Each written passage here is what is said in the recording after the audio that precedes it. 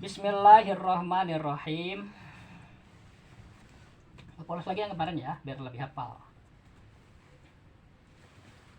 Suma yajibu tuluy wajib kalayan wajib syar'i alaihi ka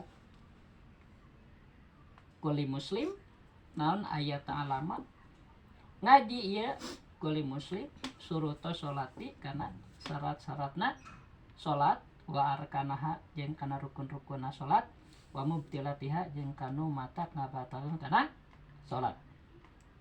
Jadi hukumna mempelajari syarat salat, rukun salat, pembatalan salat, hukumna kumaha?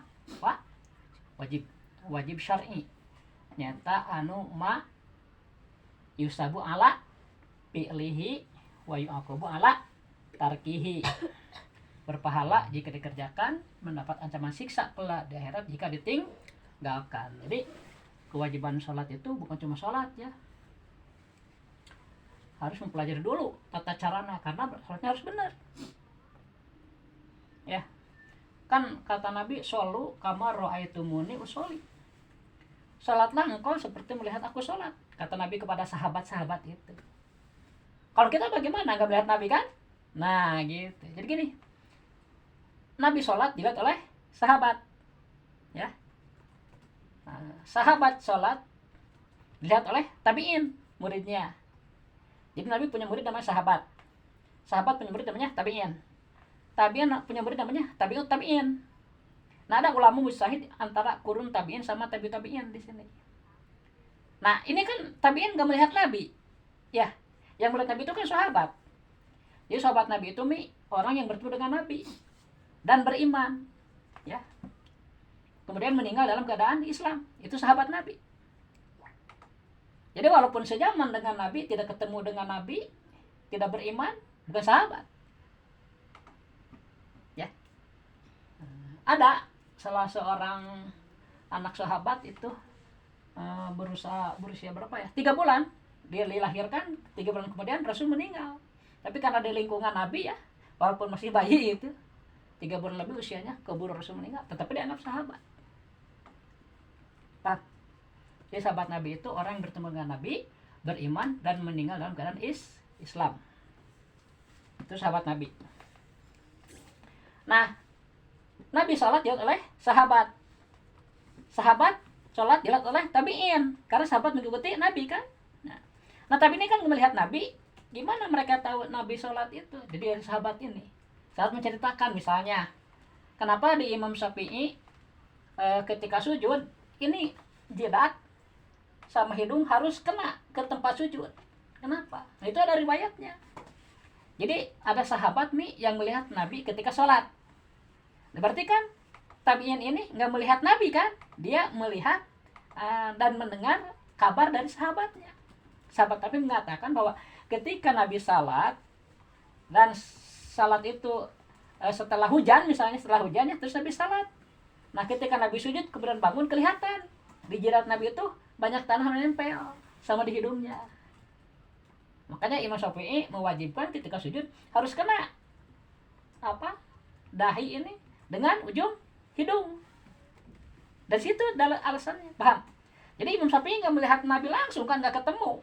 Tapi Nabi membaca riwayat dari sahabat Nabi yang mengatakan dia lihat bahwa ketika Nabi sholat pada musim setelah hujan, itu setelah sujud itu di dahi Nabi dan di ujung hidung ada tanah nempel. Dan ketika Nabi sholat pada musim kering, musim halodo, nggak hujan ya, nggak hujan, ketika Nabi bangun dari sujud itu, dahi Nabi ini berdebu sama ujung hidungnya. Sampai detil itu coba sahabat. Itu oleh Imam Syafi'i dijadikan hukum bahwa ketika sujud wajib kena karena mencontoh Nabi, paham? Cuma dijadikan hukum fikih namanya. Itu ijtihad namanya. Kan pernah dulu ada sahabat Nabi ya, namanya Mu'ad bin Jabal. Itu orang pintar, ahli hukum. Kemudian di Yaman waktu itu, di sekarang negara Yaman ya, nggak ada kodi, nggak ada hakim gitu. kan harus ada ketua pengadilannya ya, hakim ya. Nah kemudian Muad ini diutus oleh Nabi untuk jadi hakim di sana. Tapi sebelum pergi oleh Nabi dites. Kita juga kan kalau mau diangkat pejabat harus dites dulu kan, ya dites. Kata Nabi itu begini, ya Muad, kayak patak di ida arodolaka kodon. Wahai Muad, bagaimana caramu jika nanti engkau di sana ada yang mengajukan sebuah kasus, bagaimana cara menghukuminya? Gitu kata Nabi kan ya, kalau terjemah bahasanya gitu. Kemudian kata Muad, akdi bi kitabillah. Ya Rasulullah, ketika itu saya akan memutuskan dengan memakai aturan kitab Allah, itu Al-Quran. Jadi Al-Quran dipakai patokan untuk menetapkan hukum. Nah, mendengar gitu Nabi diam tanda setuju. Diam sebentar. Nabi nanya lagi, Fa'ilam takdi bi kitabillah. Bagaimana ya Muad jika ternyata di kitab Allah, di Al-Quran itu tidak ketemu solusinya solusi kasusnya tidak ketemu secara langsung, nggak ada di Al-Qurannya misalnya. Kenapa Nabi nanya? Karena Nabi udah memperhitungkan suatu saat kelak. Nah itu hebatnya Nabi, mujizat kan. Suatu saat akan ada kasus-kasus yang tidak ditemukan hukumnya secara langsung dari Al-Quran. Makanya ditanyakan oleh Nabi ke sahabat Muad. Sahabat Muad pintar kan, orang ahli hukum dia jawab, Fabi sunati Rasulullah. Ya Rasulullah, ketika saya tidak menemukan solusi dari Al-Quran, maka saya akan memakai sunnah Rasulullah, itu hadis. Nabi diam lagi, karena setuju Nabi. Jadi hukum itu kalau misalnya ada kasus, bagaimana cara menetapkan hukumnya atau memutuskannya, itu harus pertama melalui Al-Quran. Dia di Al-Quran ada nggak solusi untuk ini gitu kan. Ternyata di Al-Quran tidak ada solusinya. Ya kalau ada pakai ya. Kalau nggak ada gimana? Kata Muad, lihat di hadis. Nah dikira Nabi akan nanya lagi. Nanya lagi Nabi. Fa'ilam takdi bi sunati Rasulillah. Fa'ilam tajib bi sunati Rasulillah wala bi kitabillah. Bagaimana ya Muad jika di hadis ini ketemukan di sunnah Rasulnya tidak ada solusinya, tidak ada jawabannya, dan di Quran pun tidak ada.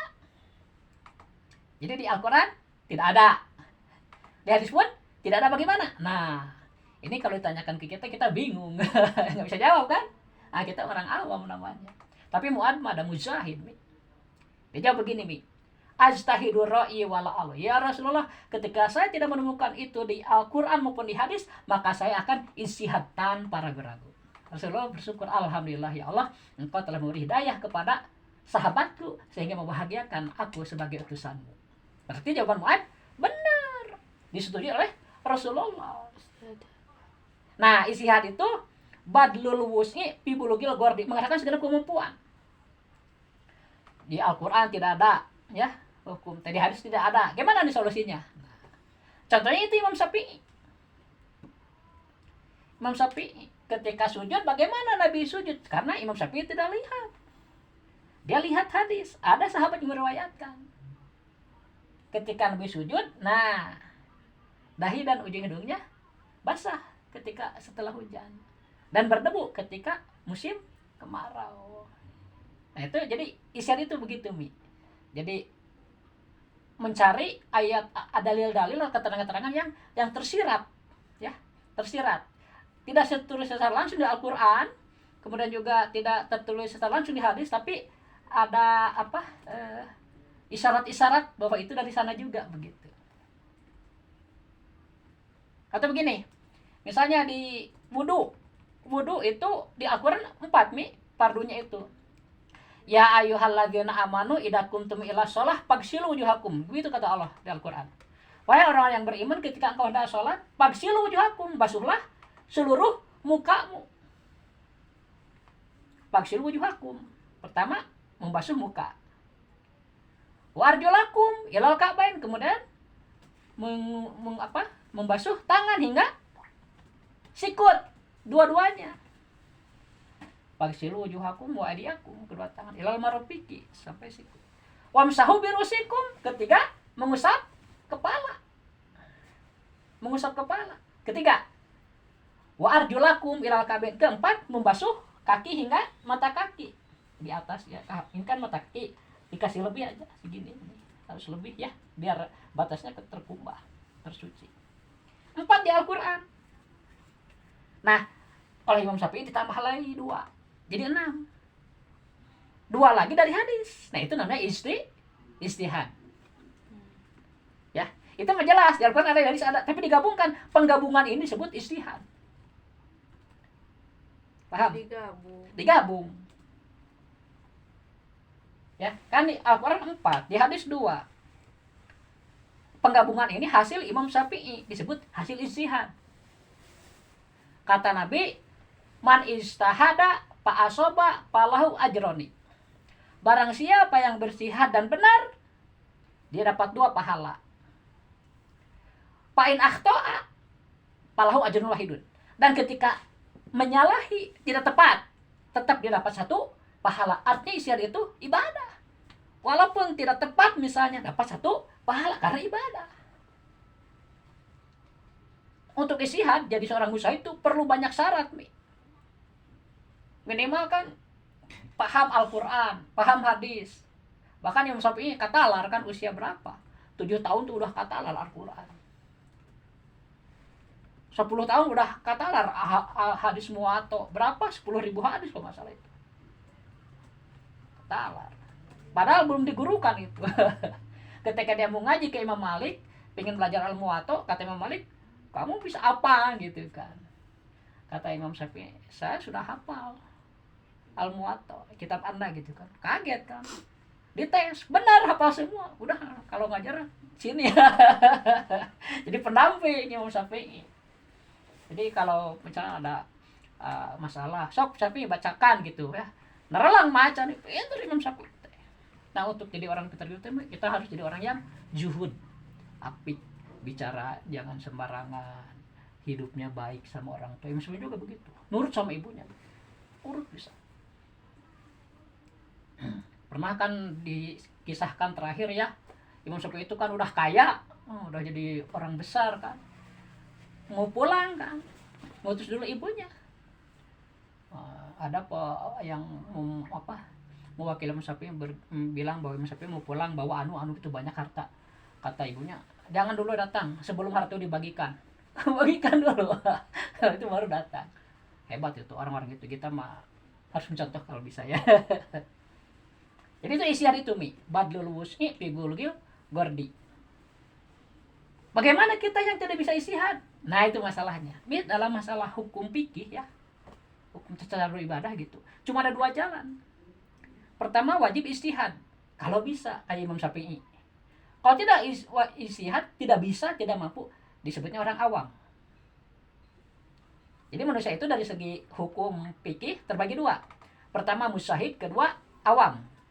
Mujtahid orang yang memiliki kompetensi untuk ijtihad, mumpuni ilmunya. Sedangkan awam tidak punya ilmunya. Nah, bagi awam wajib taklid, mengikuti kepada salah seorang dari imam yang 4. Wajib itu karena dianggap sama nanti pahalanya. Misalnya Imam Syafi'i berijtihad, fardu wudu ada 6 ya. 4 dari hadis kan? 4 dari Quran, 2 dari hadis jadi 6 kan? Nah kita mengikuti Imam Syafi'i. Kata kita juga 6. Kenapa kamu 6? Orang mengikut ke Syafi'i weh. Nah, kita disebutnya taklid. Ngerti enggak?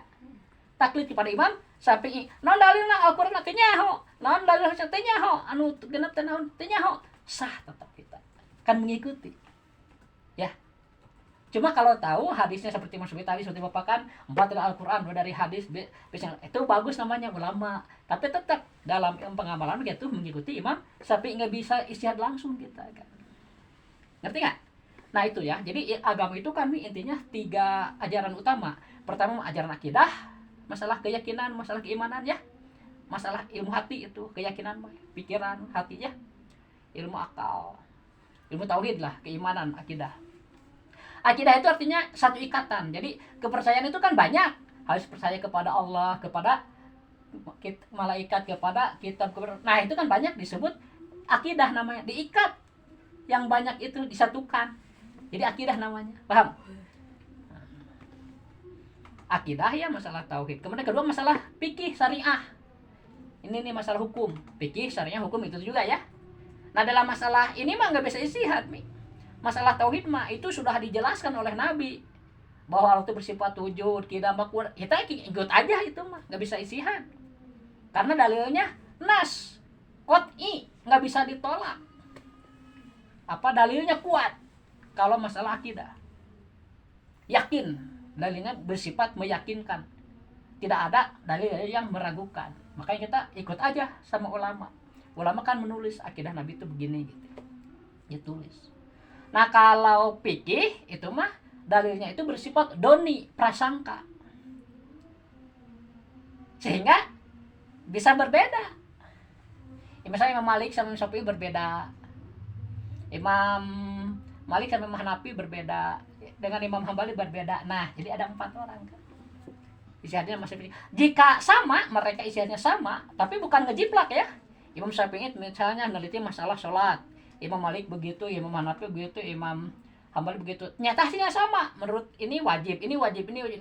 Disebutnya ijma. Apa? Ijma itu artinya kesepakatan ulama mujtahid. Nah hukum yang telah ijma itu nggak boleh dilanggar oleh kita. Kalau kita melanggar ijma, satu aja murtad. Kenapa? Karena ijma itu setara Al-Quran, kedudukan hukumnya kuat. Misalnya, aqimus sholat, tegakkan olehmu sholat. Ya Al-Quran kan pastinya gitu. Tegakkanlah sholat, bukan sholat itu wajib. Enggak. Yang menyebutkan wajib ulama. Mengapa ulama bisa menyebutkan wajib? Kan dipahami dari kalimat aqimus sholata. Aqimu itu fi'il amr, kata perintah. Aqimu tegakkan olehmu opo as-sholat, tak sholat. Jadi menegakkan sholat itu hukumnya bagaimana? Nah ini kesimpulan pertama. Oh sholat itu berarti wajib. Karena ini perintah ini mutlak dari Allah, nggak bisa dirubah gitu. Nah menurut Imam Syafi'i wajib, menurut Imam Malik wajib, menurut Imam Hanafi wajib, menurut Imam Hambali wajib. Kesepakatan 4 ulama ini, 4 imam mujtahid ini disebutnya ijma. Tapi data mereka ada yang berbeda juga. Nah itu disebutnya khilafiyah. Tetapi khilafiyah itu jadi hukum. Misalnya menurut Imam Malik daging kuda, daging kodok, daging ular halal.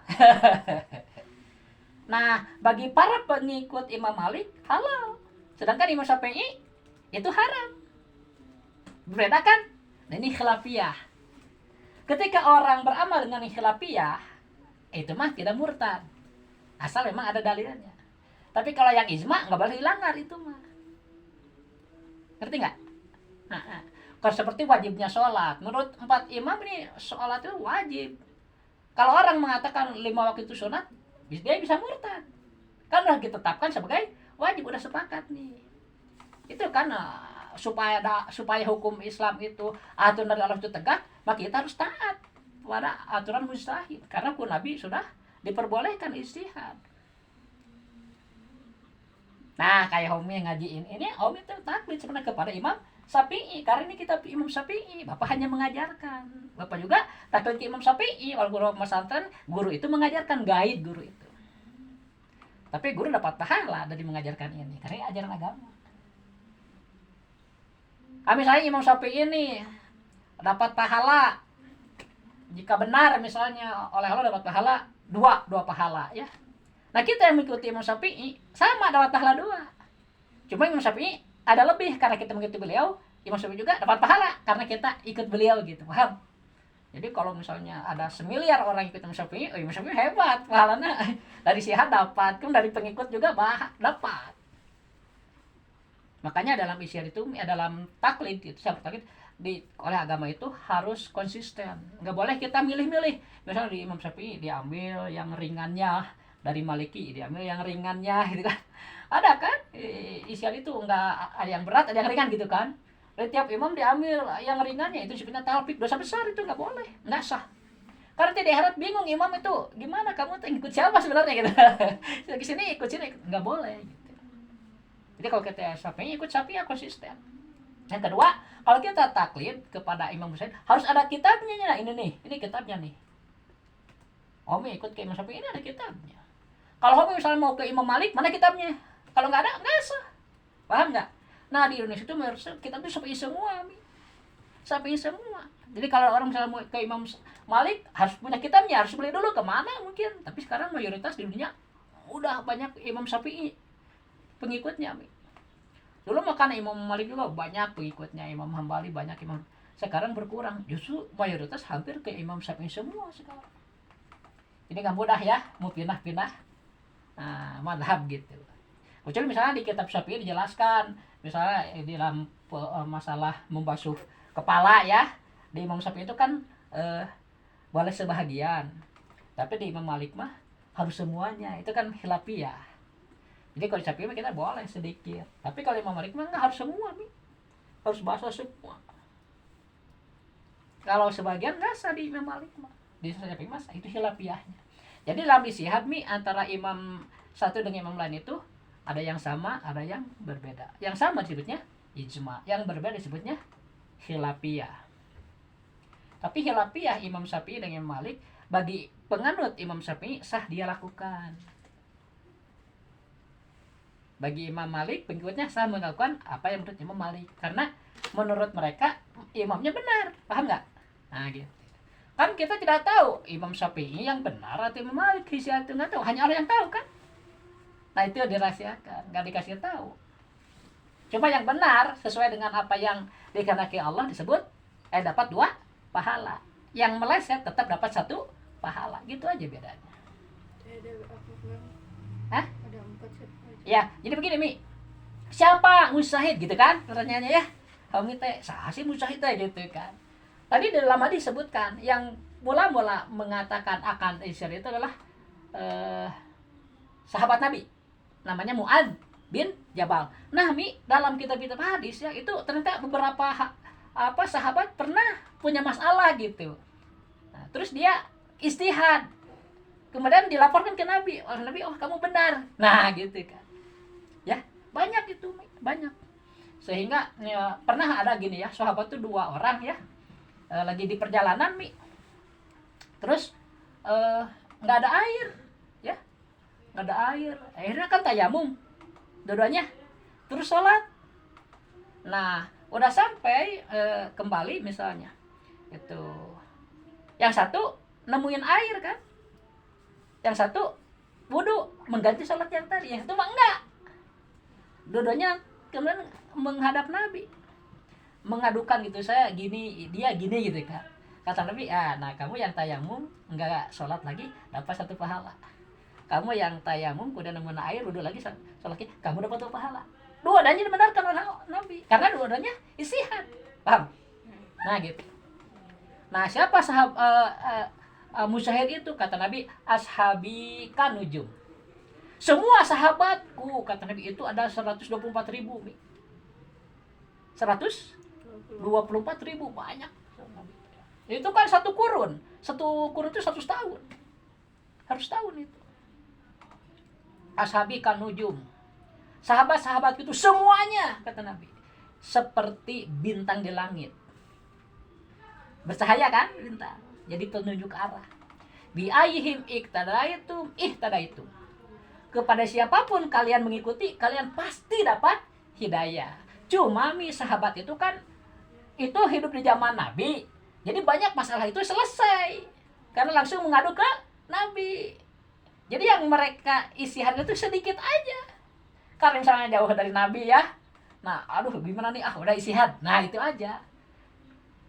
Dan kedua, karena waktu itu masalahnya hampir semua selesai di Nabi, para sahabat itu ya gampang nanya lah ke Nabi.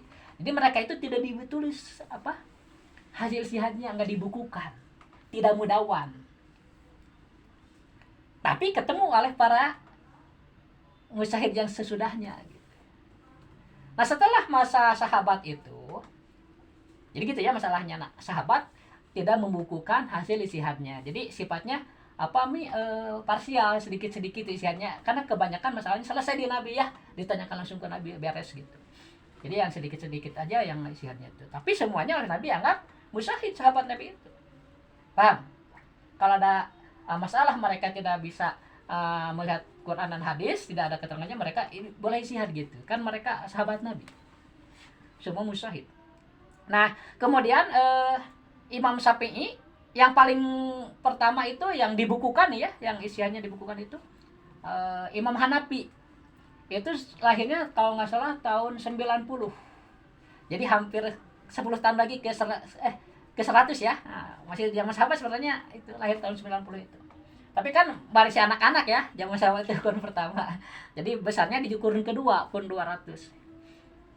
Nah, kata guru Bapak sih pada saat itu ya, setelah masa sahabat, kalau sahabat kan udah jelas semua musyahid ya, walaupun tidak dibukukan ya. Setelah masa sahabat itu di masa tabi'in ya, seperti Imam Hanafi ini, itu ada 11 orang kata guru Bapak itu, yang hasil ijtihadnya dibukukan. Yang terkenal, bukan yang terkenal sebagai mujtahid. Karena Nabi udah meninggalkan. Ada berapa? 11 orang. Dari 11 orang itu 7 yang mudawan yang dibukukan 7. Dari yang 7 ini, yang 4 lengkap, paling lengkap gitu ijtihadnya.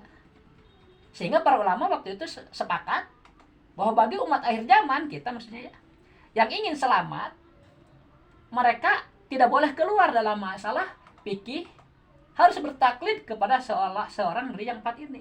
Karena apa? Pertama dibukukan ijtihadnya, kedua hasilnya lengkap. Ada masalah ibadah, masalah muamalah, munakahat dan jinayat. Jadi ini 4 sub penting dalam hukum. Masalah ibadah itu kayak sholat, zakat, saum, haji ya, disebutnya rukun ibadah. Kemudian yang kedua rukun muamalah, kayak kamu belanja nih ya ke warung, itu gimana, sah enggak, muamalah itu. Anwar misalnya kerja, itu muamalah. Terus kerjasama misalnya kita bikin PT, itu muamalah, ada di sini. Yang ketiga munakahat, hukum pernikahan, rumah tangga, bagaimana ngurus anak, itu bagaimana perceraian, bagaimana pernikahan, munakahat. Yang keempat jinayat itu sanksi, misalnya yang mencuri dipotong tangan, itu di kita belum ini, hanya ini yang belum, kalau ini sudah berjalan. Jadi berapa nih? 75% hukum Islam udah terapkan di Indonesia. Karena orang Islam kita menikah dengan cara Islam. Cuma ditambah budaya sekarang. Ada gamelan segala macam, itu sebenarnya nggak wajib sih. Yang wajib itu akadnya aja. Itu. Jadi udah beres akad mau udah nikah. Nah, udah, paling syukurannya boleh tapi jangan berlebihan gitu kan. Zaman dulu juga sama. Orang yang punya ya nyembelih domba lah, sapi lah gitu, makan-makan gitu kan. Ya, sekarang kan ditambah ada yang golek, ada renggong gitu. Itu wajib yang keempat. Iya. Tapi ada syarat ini, Mi. Yang keempat dilihat itu jika negara itu sudah makmur, nggak ada orang miskin. Artinya kalau nggak ada orang miskin, kemudian ada pencuri, dia mencuri karena profesi, bukan karena terpaksa. Karena kalau mencuri terpaksa, misalnya karena kelaparan mencuri, itu nggak boleh dihukum dalam Islam. Ada di TV, oke, ibu-ibu nyuri telur 20, malah dikasih kan di bank, bayar kan ke polisi, itu bagus hukum. Kuduna gitu. Jadi nu benar-benar profesional, nu dihukum teh dipotong tangan. Maksudnya apa? Supaya orang lain yang mencuri itu takut kalau mencuri lagi. Makanya di Arab kan jarang kejahatan. Arab pernah menggunakan itu, hukum potong tangan. Karena yang kedua kan makmur, Arab mau apa nyuri gitu, paling hukumannya berat kan. Waktu Jumat aja semua tutup warung-warung. Cuma sekarang Arab berbeda setelah sama anaknya Raja Salman ya. Nah, dirubah hukumnya jadi berkiblat ke barat sekarang. Dulu bagus. Emang siapa aja yang pertama? Yang pertama apa? Itu rajanya. Banyak sih, dari Raja Saud yang pertama ya sampai terakhir itu Raja Salman kan. Karena Raja Salman sakit-sakitan udah tua, diganti sama anaknya Raja Muhammad bin Salman sekarang penggantinya. Tapi di sana itu Wahabi Mi, di Arab Saudi itu yang anti tahlil, nggak boleh baca Yasin malam Jumat gitu kan. Tadinya mah kuburan Nabi juga mau dibongkar itu. Dibongkar semua oleh para ulama, oleh umat Islam dihalangin gitu. Jadi mereka nggak berani ya. Nah, jadi terpaksa diurus gitu kan. Karena menurut mereka itu beda, nggak boleh pakai bangunan gitu. Jadi keras, aliran keras. Jadi Islamnya beda. Tapi kalau sekarang Mekah maju ya, itu sebenarnya karena doa Nabi Ibrahim dulu. Bukan karena Wahabi berkuasa di sana. Kan ada orang mau megahkan itu, wah lamun teu diurus Wahabi cenah Arab moal maju. Salah. Da Arab sekarang ngurus itu karena doa Nabi Ibrahim dulu. Gawean enak we orang Wahabi mah gitu kan, geus ngakur ke segala. Nah, gitu. Cuma sekarang berubah jadi westernisasi pelan-pelan gitu, pelan-pelan. Mengapa? Karena kan minyak mau habis. Mereka berpikir, wah kalau minyak habis dari mana dapat uang? Nah, gitu kan. Udah jadikan negara dengan mendatangkan banyak pelancong gitu kan. Mereka bikin modernisasi lah. Jadi orang banyak datang, banyak lihat gitu. Banyak turis gitu. Dari situ pendapatannya. Padahal sebenarnya kalau menurut kita sih yang takut ya, misalnya nggak ada minyak juga kan Allah Maha Kuasa, bisa aja mendatangkan hal lain kan ya. Tapi kan itu Wahabi karena memang akidahnya lemah, mudah berubah gitu. Makanya kita iman itu harus kuat, harus pakai ilmu, harus ngerti sifat 20 itu kan. Itu sebenarnya metode supaya iman itu kuat. Makanya di kita mah Sunni ya, aswaja ya. Sunni itu Sunniun, diterjemahkan aswaja harus sama jamaah. Itu wajib memahami sifat 20 nanti kita ajarkannya sedikit-sedikit. Sekarang bagian-bagian dulu kan. Nah, jadi pahami ya. Jadi dalam masalah fikih, jika orang mampu ijtihad, haram taklid. Kayak Imam Syafi'i. Imam Syafi'i kan belajar ke Imam Malik. Setelah mampu ijtihad oleh Imam Malik diusir. Syafi'i, kamu udah bisa ijtihad sendiri, nggak boleh taklid sama aku. Pergi bikin sendiri madhab. Akhirnya kan saya yang doakan Imam Syafi'i pergi bikin madhab sendiri.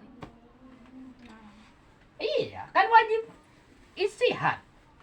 Udah mampu mereka, tidak boleh taklid. Paham nggak? Itu siapa Imam Syafi'i? Ya, Bapak ulangi ya. Bahwa setelah masa sahabat, ya, kan sahabat mah semua juga musyahid ya, apalagi Nabi ya.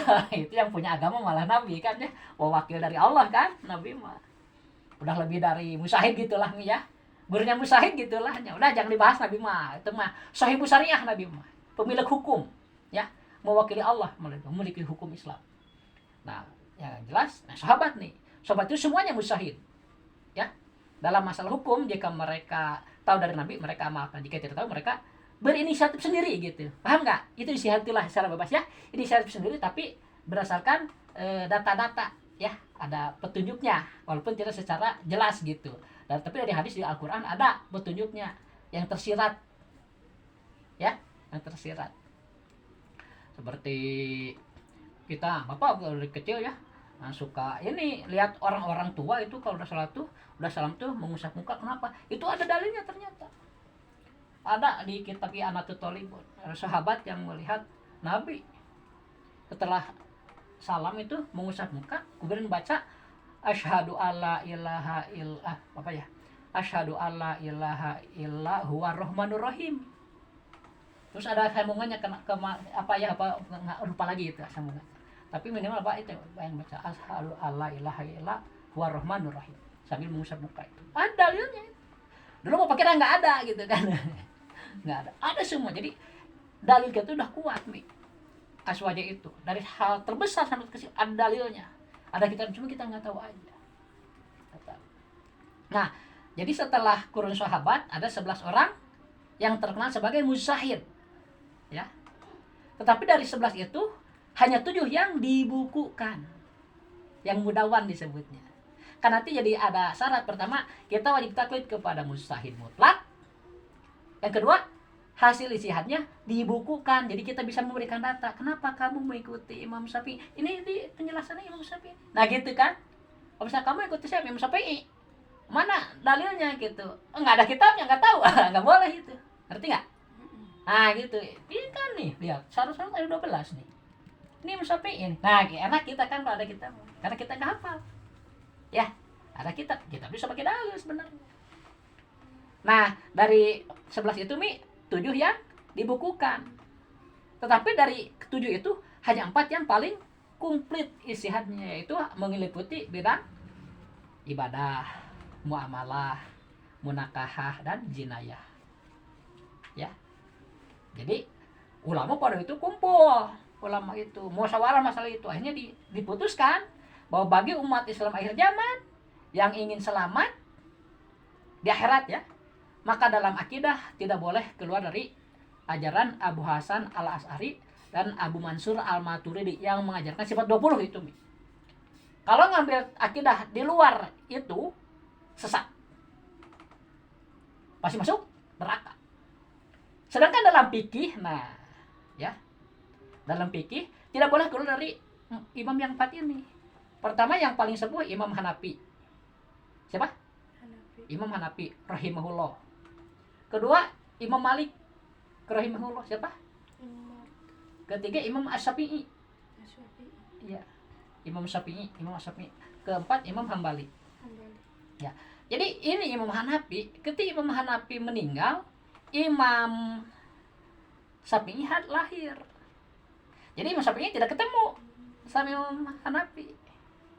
Tapi Imam Syafi'i ketemu sama murid-muridnya, kan Imam Syafi'i belajar juga ke murid-muridnya ini. Ya. Nah, dengan ini mah ketemu. Tapi Imam Malik dengan Imam Hanafi, Bapak juga tidak pernah mendengar apakah sempat bertemu enggak gitu. So, ini nggak pernah dengar gitu karena Imam Malik nggak kemana-mana, ini di Madinah.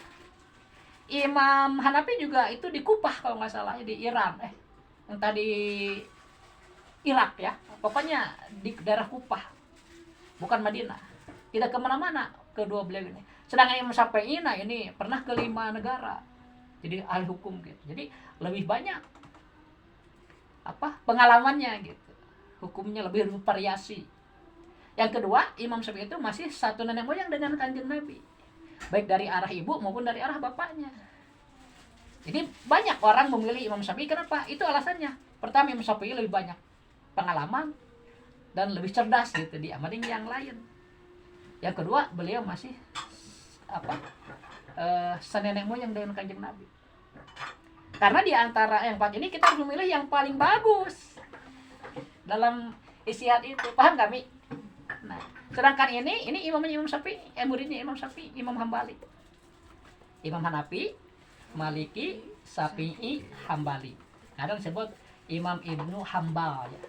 4 ya. Nggak boleh keluar di sini, Mi. Nah, kita ke sini nih. Semuanya ajaran masuk di sini. Tapi ini ajarannya kalau perlu kita juga tahu untuk perbandingan aja, saling menghormati gitu. Nggak berarti kalau ini berbeda, wah ini salah. Nggak bisa, isian semua juga benar. Semua juga bisa diamalkan oleh pengikutnya. Nah, kita yang tidak mampu isian disebutnya orang awam. Jangan kita, Mi. Pernah dengar Imam Bukhari, ahli hadis?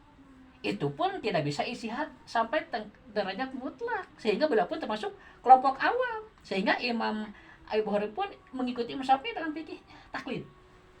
Yang HR Bukhari. Nah, itu hadis riwayat Bukhari, Imam Bukharinya itu pengikut Imam Syafi'i dalam fikihnya.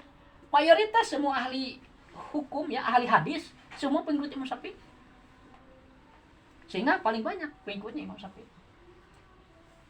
Ya, jadi walaupun mereka belajar ke Bapak, pada hakikatnya home itu taklid kepada Imam Syafi'i, karena ini hati Imam Syafi'i yang dibukukan oleh para ulama. Dengan itu sekarang masalah isi dan taklid ya.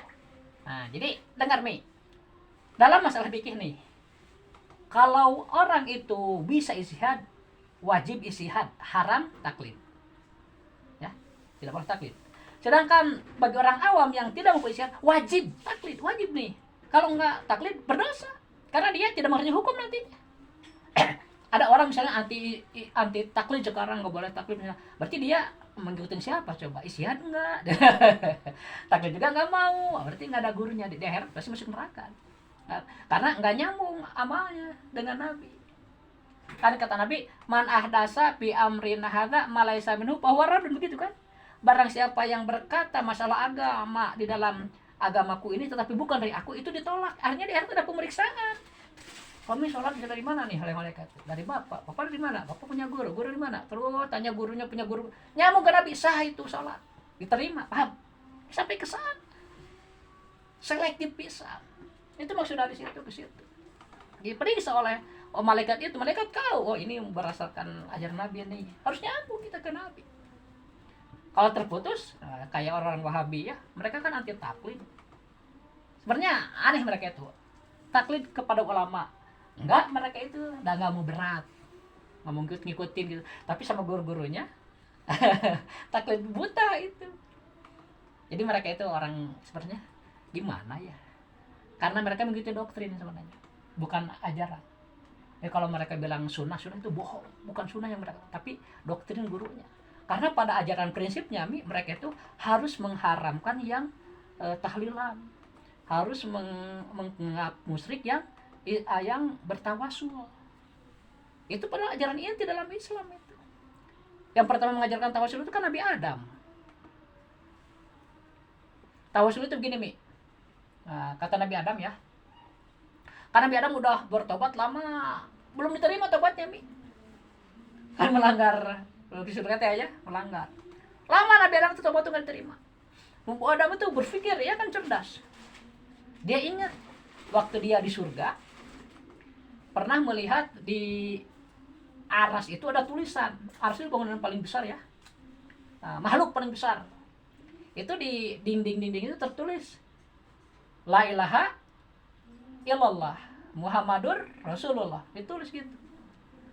Kemudian dia berdoa gini kepada Allah tuh, ya Allah, dengan haknya Muhammad, maafkanlah dosa-dosaku. Kemudian Allah bertanya, hai Adam, dari mana kamu tahu Muhammad? Dia kan belum dilahirkan. Karena Nabi Adam paling dulu. Nabi Muhammad jauh dari Adam. Dari mana kamu tahu nama Muhammad? Itu belum dilahirkan, kata Allah itu. Dan Nabi Adam, ya Allah, ketika aku di surga dulu, aku pernah melihat di aras ada tulisan itu, La ilaha illallah Muhammadur Rasulullah. Tidak mungkin engkau menyandingkan namamu dengan nama makhluk yang tidak kau cintai. Engkau menyandingkan dengan nama Muhammad, berarti kau cintai dia, gitu kan. Nah itu sebetulnya tawasul. Nabi Adam memohon ampun kepada Allah dengan haknya Nabi Muhammad. Karena dia yakin kalau Allah menyayangi Nabi Muhammad, pasti Nabi Muhammad itu orang mulia, gitu kan. Akhirnya Allah, oh benar Adam, kalau engkau meminta maaf atas haknya Muhammad, maka aku maafkan engkau. Tawasul Nabi Adam juga diampuni dosanya itu. Maka Nabi Muhammad itu hebat, walaupun dia dilahirkan terakhir, tapi paling hebat lah di antara semua makhluk, termasuk di antara para nabi. Sehingga Nabi Muhammad itu disebut khotamun nabiyyin, penutup para nabi. Jadi pemimpin para nabi itu Nabi Muhammad itu. Nah kita bersyukur di umat Nabi Muhammad. Usahakan banyak salawat gitu ya, supaya kita di akhirat bersama Nabi Muhammad. Kan kata Nabi Muhammad, siapa yang bersalawat 1 kali dapat balasan dari Allah 10 kali. Saking hebat sholawat gitu. Jadi itu jangan malas ya. Karena kalau kamu dari sekarang rajin, nah keberkahan kamu itu akan merata nanti sampai ke anak-anakmu, ke cucumu. Itu kan kemauan kita begitu. Ya. Kayak Bapak juga ingat ke kalian kan harus mendoakan supaya sukses. Nah, itu Bapak kan malam bangun, wirid, sholat segala macam itu. Bukan cuma buat Bapak. Bapak juga waktu di komplek dulu sangat rutin lihat orang-orang yang sukses ya. Kenapa orang itu sukses? Ternyata orang tuanya gertol nih. Gertol tahajud, gertol sholat duha, gertol puasa sunat, gertol baca Quran nih. Dulu Bapak sebelum tahu mah ya, wah jika nu beunghar mah ngaran rodol dah beunghar. Jika nu salah justru mereka itu lebih kuat dari kita nih. Jadi kita tuh ibadah kalah orang kaya. Harta kalah. Bukan cuma kita, di zaman Nabi gubernur gitu mi. Sobat itu yang miskin ngadu ke Nabi, ya Rasulullah, si anu mah kaya, oh, bisa haji, bisa segala macam, bisa sedekah segala macam. Kita nggak bisa sedekah, malah dapat sedekah kita. Kata Nabi, oh nih saya kasih amalan, baca subhanallah, alhamdulillah, walailah, wallahu akbar. Itu pahalanya besar kata Nabi. Akhirnya diamalkan oleh orang-orang sufi itu ya, orang-orang murid-murid Nabi tapi yang miskin gitu. Kalau sufi, betul murid nih, karena mereka nggak mau kalah sama yang kaya. Mereka kan kalah, nggak bisa sedekah, nggak bisa. Nggak lama orang-orang yang kaya sahabat itu tahu juga, mengamalkan juga akhirnya.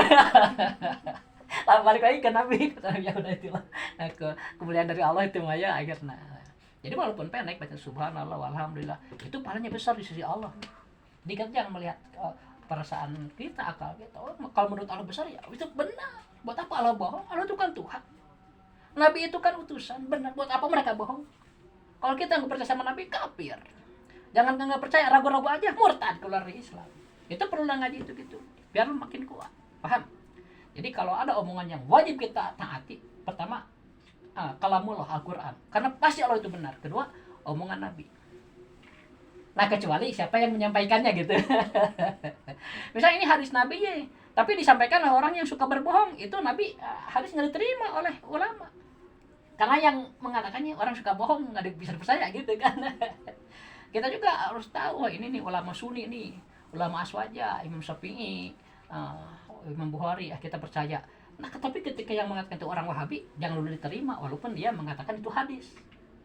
Itu bagi kita begitu, ya. Kita juga punya guru, kenapa kok mengambil kata-kata Wahabi?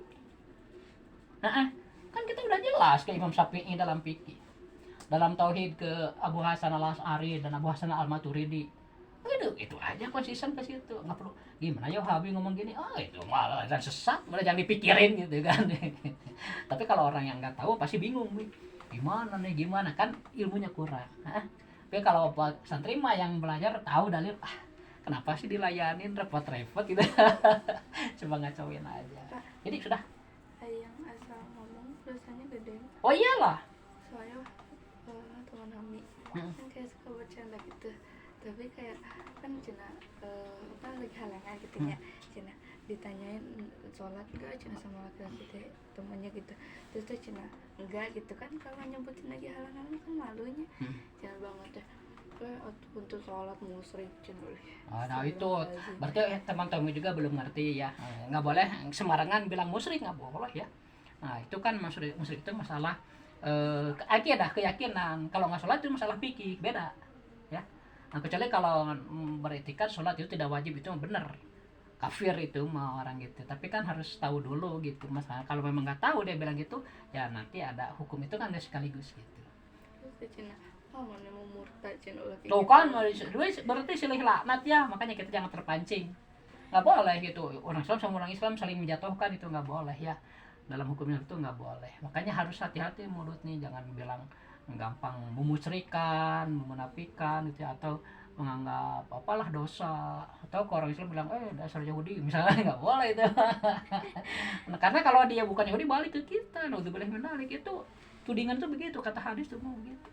Kalau kita mending orang lain munafik tapi orang itu tidak munafik, tudingan itu kembali ke kita. Jadi kita munafik, dicap munafik kan bahaya. Munafik itu kan pidarkil aspal, jadi suluhna neraka gitu. Siapa yang kuat? Gak ada yang kuat. Yang paling atas aja ya. Ada orang yang punya dosa tapi disiksa paling ringan gitu. Itu jauh dari api neraka, cuma kena oleh asapnya. Kakinya itu kena oleh asap neraka. Kepalanya bergejolak saking panasnya.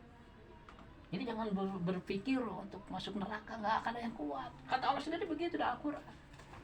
Kita walaupun merasa punya banyak dosa, segala perbanyak amal kebaikan, karena innal hasanat yudhibna sayyi'at, kata Al-Quran begitu. Memperbanyak amal kebaikan bisa menutup amal keburukan. Ketutup keburukan itu, diampuni maksudnya. Jadi kita usaha kita harus banyak amal aja. Jangan banyak ngebuang waktu. Bagi waktu ya. Kamu juga di rumah ada tugas nih. Kalau bisa jangan disuruh gitu, hilang sendiri. Nah, waktunya main HP mah bisa kapan-kapan kan? Nah, itu maksudnya. Dari sekarang cerdas ya. Setelah ini Anwar juga, Hasan juga ngerti ada tugas masing-masing kan. Ya, jangan sampai disuruh gitu. Lihat, belakang nggak ada air nih. Nih Mbak, gak bagus. Kalau ada uang beli, kalau nggak ada ambil ke bawah gitu. Kamu juga nih, udah banyak cucian nih, nggak ada sabun, beli sabun lah, minta ke mama masalahnya, jangan nyuci. Kalau bisa gitu, itu sebenarnya kecerdasan, dilatih itu ya. Kata sih kalau bapak sama mama sebenarnya kalian nggak kerja juga nggak apa-apa lah, syukurlah sehat ya, bisa ibadah gitu. Tapi kan masa mau gitu terus, harus dilatih, ngerti nggak? Karena kewajiban orang itu mendidiknya bukan cuma agama, sopan santun terus dididik gitu. Misalnya di sana ada orang tua, kaki kalian nyelodor gitu, itu nggak sopan sebenarnya. Tolong, harus sopan. Orang tua duduk, mau kalian berdiri, ini nggak sopan. Ya, depan nggak apa-apa, ajarin, biarin lah ya. Sekarang harus ngerti. Ya, gimana hormat itu dalam hati nanya. Ini ada orang tua nih, kita sikap gini sopan nggak? Kalau nggak, jangan dilaksanakan. Itu namanya muruah. Ya, muruah. Ini udah paham nih, kepanjangan ya. Udah dulu. Alhamdulillah. Hah? Ini namanya sulam munajat. Sulam itu kan perahu, munajat itu yang menyelamatkan. Itu majaji sih sebenarnya. Jadi nama kita disamakan dengan perahu yang menyelamatkan. Karena memang kalau belajar fikih itu insya Allah selamat di akhirat gitu. Ya, ini khusus fikih, ini khusus sholat ini. Khusus sholat. Kalau zakat, saum, puasa nggak dibahas di sini. Dibahasnya di kitab yang agak tebal nanti. Namanya kitab Sabinah. Udah kan kemarin ya, kita ke bawah dulu lah biar hormat gitu. Islam itu memang begitu. Cara mengajarkan dari dasar. Kamu mau untung kan ya, SMP udah mengenal kitab ini. Bapak baru di pesantren, udah beres sekolah SMP bapak baru mengenal ini. Kamu itu teman Homi, kenapa kamu berdoa lama gitu ya kan nggak tahu. Tapi setiap istirahat hampir setengah jam berdoa. bagus atau panjang doanya berarti. Terus sambil gini gitu. Atau wirid mungkin, wirid mah bisa lama. Terus tadi ditanya apa ya? Itu tadi 124.000 teh nabi ya. Ya. Malaikat gitu. Malaikatnya 10 yang wajib kita hafal. Wajib deh, yang wajib hafal 10. Kalau Nabi 25 yang wajib hafal. Malaikat ada berapa? 20. Hafalin. Berarti nggak diajarin sama orang tuanya, kasihan. Ajak aja komi, mau ngaji gitu ke rumah aku gitu. Aja kalau teman kamu dapat pahala nanti. Kalau misalnya nggak bisa kesini jauh, bapak bisa kesana tapi jangan malam. Ajak ngobrol juga susah itu. Ya kapan-kapan kalau misalnya ada teman kamu ya nggak perlu guru dan dia nggak ngaji sih. Kalau udah ngaji mah udah biarin aja. Ya kita ini. Atau kan liatin YouTube bapak biar belajar di YouTube gitu. Dasar ya YouTube juga. Juga nanyain tanggal lahir, tanggal berapa? Mungkin kan diajarin sama gurunya nggak boleh ngobrol sama cewek. Gitu. Tapi kan kalau cuma nanya gitu doang. Oh iya, beda budaya dengan kita. Susah ditanya. Dikasih uang kas, mana uang kas? Dah kan kena nggak kena uang teh gini gitunya.